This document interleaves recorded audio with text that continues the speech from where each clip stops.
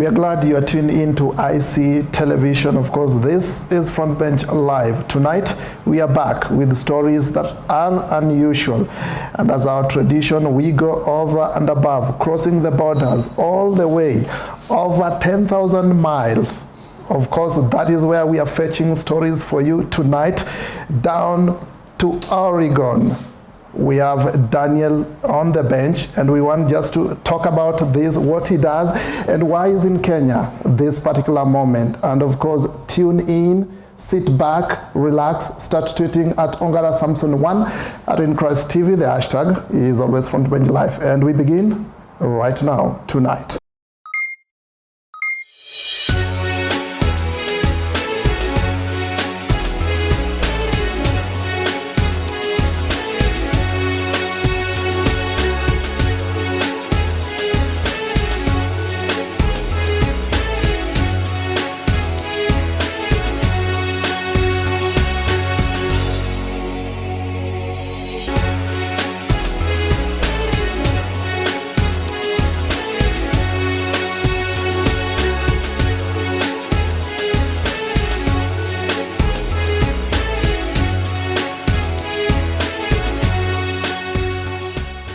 Like I told you, David is on the bench, and we just want to pick this conversation really quick and just listen in and see, some of the things that he does, both in ministry and for humanity. Welcome to the bench, David.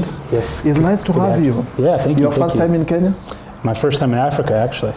Your first time in Africa. Definitely. So we are actually, we are blessed to have you, hosting you for the first time. Yeah. Thank you. So we want to have just an open conversation with you. There are things that you probably do, and we just want to understand them deep. And of course, why you are in Kenya for the first time, and probably in Africa for the first time. Before we get to that conversation, I'll give you a minute or so just to introduce yourself and say what you do, both professionally and also in the ministry. Great. Yeah. So. I guess we'll start professionally. So in the States, in Oregon, I work for a general contractor, a large general contractor in Oregon, but also around the whole entire U.S. We work for a pretty large national firm, and our industry is in water, water filtration, and water and wastewater as well. And so my role at the company is to provide technology solutions to make sure that what we're building and what's being designed is going to work in real life. So I do lots of construction technology, from doing computer-aided drafting, 3D modeling with computers, estimating all sorts of construction activities that happen sort of behind the scenes. Not necessarily, I'm usually not the guy getting dirty, but I'm the guy making sure the ones who are building it are successful, and I help them and our crews to build things, with efficiency and of course to make money. We're a business, so that's kind of my role as far as my work life, and I manage a crew of guys that kind of do that for the entire company. So yeah, it's been a great position, going on 7 years with the company. They're actually very, very behind my reason for being here, and they're letting me take time off, and have provided me with some of the skills to kind of leverage technology in a way that can benefit a project like we're putting together right now. If you go back to the ministry side, I've been a Christian since I was a young boy. I didn't grow up in the church. My parents weren't Christian, so I came to Christ as sort of as like a spiritual orphan, if you will. I got involved in the church early, obviously, with some of the youth programs, and played on the worship teams growing up, and eventually started being a youth pastor for a handful of years. And then kind of worked my way into doing missions. So going out of the country, experiencing other cultures in Mexico, and obviously in Haiti. I've done a lot of work in Haiti over the years, on the little island in the Caribbean. Did some time with Youth with a Mission. I don't know if you probably have Youth with a Mission here in Kenya, I'm sure, or YWAM. So I did some training with YWAM for about a year. and spent time in both Mexico City, the Dominican Republic, and also Haiti as well. And kind of through that connection, I met my wife, who was also doing a DTS, which is Discipleship Training School with YWAM. But she was in Colombia and Cuba as well. And through some of the connections in YWAM, that's how I met her back in the States. And it was very short. We knew that we liked each other. And it was like, I think we dated for 9 months, was engaged for 3 months, and married within a year. So that was great. And we did our first trip together to Haiti in 2012 before we were married. And so through that connection, and because of my wife and her family, my father-in-law, who I think you guys are going to interview next, he raises tilapia in Oregon. So he's a fish farmer. And over the last decade or so, we've been looking how to leverage fish farming and fish agriculture to provide for communities like Rio, who could benefit from the food, benefit from the potential industry there. We just think it's a really good vehicle to kind of spread the gospel and use food and some of that to help lead people to Jesus. And when people see us and see what we're doing, we're not just coming to build a project. We're coming to help local people. How do I say it? Develop themselves and give them an opportunity to have a job. We want to help the local communities that we work in have ownership over their projects. It's not really, we try not to say it's our project. It's really the church's project. And we're just here to support it and help get it going. And then where that goes is kind of where the Lord leads it. And we're excited to be here. This is our last day here. Unfortunately, it's only been about a week, so we'll have to make the next trip longer. But yeah, we've accomplished a lot so far, and we're heading in a really good direction with our fish farm, and we're excited about what the potential is. So let's just maybe roll back to Sure. what you are doing professionally. You talked about working in an engineering company, and of course you mentioned about technology, and some people might be interested, especially at this era where Sure. technology is taking shape and is almost at the center of everything. Yeah. And you looked at it from that perspective, whereby things are being digitalized into technology. Yeah. And how do you probably want to evaluate that in terms of what you've done over the years and the journey that you are seeing, where the technology is heading to, before we even get to what you are doing here? Yeah. So as far as the technology sort of revolution, specifically in construction, it's been really interesting because I've seen a whole lot of change in the last 7 to 10 years that I've sort of been involved in it. The idea, some of the key words or sort of coined phrases that we use, using sort of computers. I'm going to get a little geeky here, so I apologize. But for instance, on a construction site, you have a lot of moving parts, right? You have 3 or 4 different trades. A guy doing the roof, maybe some guy doing plumbing, another guy doing concrete work or structural work. We operate all of our jobs on a construction schedule. And so it's what we call a critical path management. So essentially, you have to get this part of the work done before you can do this part. So there's a direct relationship to the way that things go on a construction site. And that's always one of the big challenges with construction is getting jobs built on time. Because as you take more time to build a project, it costs a lot more money. And so your clients aren't happy, and then the company's not happy. So what we try to do in my department is minimize the time it takes to build. And the way we do that is using software and 3D modeling. And we can take, say, a 3D model that we build in a computer, and you can spin it, and you can look at it and understand how it's all being put together. And then assign your construction sequence activity. So if you're pouring the floor, you assign that activity to the 3D model, and you can sort of add parts of this construction schedule to the model and then simulate it. So you can literally see how the job's going to be built and sequenced in the computer before you ever go to the job site. So that's one of the big things that we call 4D. So you have 3D and then you have like 4D, right? So 4D would be applying time to the 3D model. Mm-hmm. So it's interesting. It's kind of a lot to take in, but the ability to sort of help, say, somebody who can't visualize their work that they're doing, if they can see how it's supposed to be put together on a computer before they have to go build it, it makes them way more efficient. Mm-hmm. And so that's one of the technologies and sort of things that we're really, it's becoming more and more important and more and more effective. Well, so before we even get to the dynamics Sure. in construction industry, everyone is excited and maybe want to know why you're in Kenya, first time in Kenya, of course, and the things that you've done or the things that you are doing before you go back. Yeah. So I mean, the reason I'm here is we're sort of kicking off the project in Ruiru for the fish farm that's going to be for the church. Me and Ron and Pastor Victor and our contractor Daniel, the guy who's handling the site, we've all been sort of over the last year have been spending time making a design, in the computer, an actual 3D model in the computer of how this site's going to look.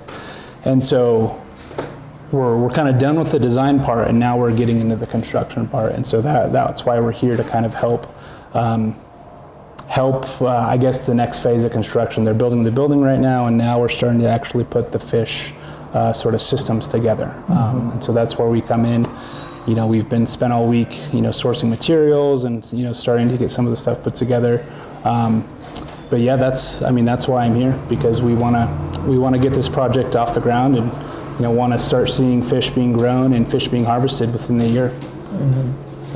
So I also understand the project that you're working on also uses the modern technology and some of the things that you've mentioned. Yeah. So let's jump into we are looking at now the evolution of the dynamics actually in construction industry, and you've talked about the modern technology. Sure. using the modern technology and softwares. Where do you think this one has actually taken the industry to? And of course, comparing with what you are doing, how long did it take you to make sure that you planned and you executed whatever the project that you are doing?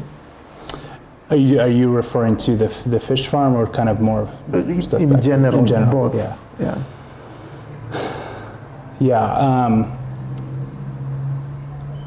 I guess I kind of don't understand the question as far as we've spent close to a year since we started working on the fish farm as far as the design of it. We have some design constraints. We have a certain amount of square footage on the site. So we had to know how to use that efficiently. I guess the other thing to mention about the fish farm, it's not only a fish farm. We're doing something called aquaponics, which is the essence of doing aquaculture, which is growing fish, and a term that maybe some people have heard called hydroponics, which is growing plants in water. So not in the ground. We're not planting plants in the ground. It's actually there's water and the plants live inside of the water. And so when you take the fish farming and the plants and water farming, smash that together, you get aquaponics, and it's kind of what the industry calls that. And so at Ruiru, we're gonna raise a lot of fish. We're gonna have this is kind of a technical thing. It's very non-traditional type farming. We're using the fish waste. As fish eat and metabolize food, they create waste. We take that waste, and this is where the water treatment part comes in. We take that waste and we convert that into plant food through some biological chemistry on the site right there. And then that water continues from the fish through our digester and then into the plant beds as nutrients to make the plants grow. Mm-hmm. And so the plants are going to all live on top of a floating raft. There's going to be 4 8 foot by 40 beds. We'll be growing all sorts of leafy greens to start, so your kale and spinach and collard greens. And then, so essentially it's a much more efficient way to grow more food in a smaller space than traditional agriculture. And so we like to see it in sort of two lenses. One, we can feed a lot of people, and also it can be a very sustainable project as far as financially. If we're selling fish and selling, if the project is selling fish and selling greens, you know, it's a way to have something that's self-sufficient. You know, that's not you know, being that doesn't need to survive on funding. It can fund itself. Yeah, so that, I mean, we're bringing technology to the farming space as well through this project. We are talking with Daniel all the way from Oregon, and of course, tonight we are talking about technology, and one of the things that we've been talking about by and large is the modern way of keeping fish or fish farming, that is aquaponics. I'm right? Yes, absolutely. Very good. So is the technical guy behind whatever is happening? I technically don't understand, but I listen, of course. And that's why I would just want to, dig deep so that you also understand whatever is happening here. So let's run over with this. And we left from a point whereby we want to know maybe how far is the project, and probably what are the future plans, and looking at it from this perspective, do you have any plans of maybe, now doing this across, or what is the plan? Let's start from here. Looking at the project that you've been doing and the work that has been done, where do you see the project? Yeah, so we are, we're still in a phase of construction. We spent this week really sourcing materials and figuring out what the best material as far as the pipe and the fittings. In America, our systems are different and our materials are different. And what we wanted to do was to make sure that we could find something local here in Kenya that works with the system that's here. That in case there's maintenance or something breaks, we don't have to ship parts from the U.S. We actually found a supplier right here in Ruiru where we're getting all of our pipe and all of our fittings from, which was a huge win and one of the bigger hurdles we had to overcome. So with that, we're still in a construction phase, and I think if we're hopeful, there'll be one more trip with our team, probably in maybe as early as two to 3 months, by April, I think. To help finalize all of the fish plumbing, and probably have the greenhouse. We're going to have a greenhouse space as well. We're actually having a meeting right after this one to go over the greenhouse construction with the contractor, and by the time we come back, that greenhouse will be built and we'll have the plant beds all ready to go. So yeah, I think it's realistic to say that we'll be growing fish by probably as early as May. May or June, maybe even by the end of April when we're done. We actually went to the fish farm this morning where we're going to buy fish from Kenya. It's about an hour north of here, up in Wanguru, and a great facility. Really, really hopeful that we'll have everything we need there. Met with the name of the fish was Wilson. Wilson was the farm manager. I think it was, I forget how you say the town name. Mwea. So Mwea Aqua Fish Farm is the place where we're sourcing all of our baby fish. So we're going to buy baby fingerlings from them, bring them to our site, load them in our tanks, and they will grow anywhere between 6 to 9 months from baby fish to roughly 1 to 2 kilo size fish before we harvest them. And that, I think we're hoping by the end of the year, maybe August, when we send another group down, we will have a fish harvest and sort of have a grand opening at the end of the summer. Well, I guess it's not summer for you guys. It's different. It'll be summer for us up in the States. But yeah, so end of August, September, we'll likely have a grand opening of the farm and have our first our first products coming off of it. So we're really excited about that. But also we have the whole Ruiru farm going. We're looking at sites. A year ago, part of the team went and visited a spot in Malindi on the coast. And we're looking to do a similar system down there. and could even have part of that under construction by the end of the year. Likely have some of that under construction. We are shipping a little more stuff in from the States due to some power constraints. That system's going to be primarily run on solar power. So we're working with a solar expert. One of Aaron's churches and Pastor Jerry's churches has a guy who's an expert in solar, and so we're working with him to find out the best equipment we can get our hands on. We're going to ship that in a container, and then we're going to have a solar fish farm there in Malindi, which will be interesting. It's a much different climate, so that's one thing that maybe we know. So in here in Ruiru, it's much colder as far as the climate versus Malindi, and so we have an actual building that we're putting the fish in. In Malindi, it's a lot warmer, so the fish are going to live outside under a shade cloth. And we're not building a full structure there. We're building more of a canopy style farm. So we're hopeful that we'll have some of that underway probably within the next few months.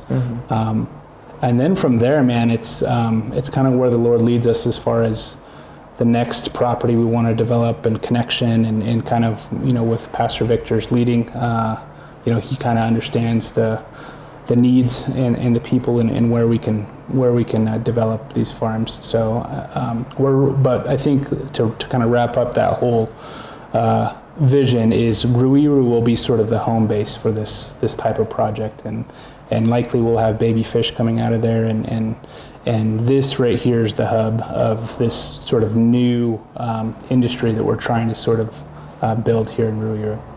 See. Now that sounds quite interesting, and I just want us to go a little bit technical and break the process a little bit for the people. And some of the things you mentioned about you now coming with a concept, you visualize it, and now it goes to now implementation. Within the process, sometimes you are in the US, and then there are people down here, and of course you don't do it. You don't do them by yourself. You just visualize them, then you pass them to the next team to implement it. According to what you visualize and what is going on, what have you encountered within the process? As now the technical person. Yeah, the technical side of it. I mean, to be honest, there's some challenges we've had to overcome as far as sort of the construction. It's much different in the States. In Kenya, I guess as my role, my entire role in this is more of the design construction side. And I don't know what materials are available here. I don't know what the local construction methods and means and methods are. So until we got here, it was interesting, and it's sort of challenging to figure out how best to tell somebody how to build something, right? So luckily, we have a great guy in Daniel on the ground and the crew out there on the job site. He's been very good at making changes on the fly as things come up, whether we don't have power at the right time, or he's been dealing with some of the property constraints, and I think with the county, some of the county people have been out to make sure that we're not building in any sort of government land or anything. It's still on the private piece of property that we have. So yeah, as the technical side, it's been interesting to see how 6 months ago when we started the development of the design, how far it's come and how much it's changed, but at the same time still meeting all of the design criteria that we want to have as far as the square footage of plant grow beds and the amount of volume we have for the fish tanks. In fact, Pastor Victor and Daniel made a great call by extending the building longer than what we had originally planned, which is going to allow for us to do almost double the amount of fish production that we had originally thought. So it's been great. The changes have been interesting, but overall they've been very good changes that have sort of helped. I see. Now let's move away from now the technical aspect and the things that that you do. Let's talk about now the things that you do for humanity. Why that interest? I don't know. I think for me, it's I think it's sort of a fundamental human right to be able to feed yourself. And I know it can be challenging depending on your social status or your job status, and nobody deserves to go hungry, and so for the humanitarian side of me, it hurts, and honestly it's hard to see people suffer because they don't have enough to eat, and where I live, it's not often you see people starving, and so we kind of, how do I say it, as an American, it's good to get out of the comfort zone, to understand what it's like in the rest of the world, in places I've been in Haiti and Mexico and now Africa. It's a bummer that people don't have enough to eat, and if we can find some way to do that and do it really efficiently, I mean, the idea of aquaponics being able to produce probably 2 or 3, maybe even 5 to 10 times more food than traditional farming, for me is a great thing to look after and really, I guess, invest my time in and to develop these types of things, because I think it's so important that people just have their basic needs met. As a born again Christian, what do you take of about Christianity today? What do you see about Christianity today? It's been interesting. There's a lot of things out in the, I guess, the secular culture that is a challenge, to be a Christian. But I think, the Lord has done a very good job telling us what we need to know, and using, the biblical truths. And, that's, I think with the way that the world is today, things change so much, and there's a lot of stuff that can be going on, whether it's political or social injustice or pandemics. The one thing that stays true and static is the Word of God. And I believe that it's a living Word, and that I could read a passage 2 or 3 times, and in 10 years I can read that again, and it could speak to me in a whole different way. So I guess my soapbox speech would be like, even though there's ever-changing conditions politically, whatever is happening in the world, the Word of God and the biblical truths stay the same. And I think that's something that people need to always come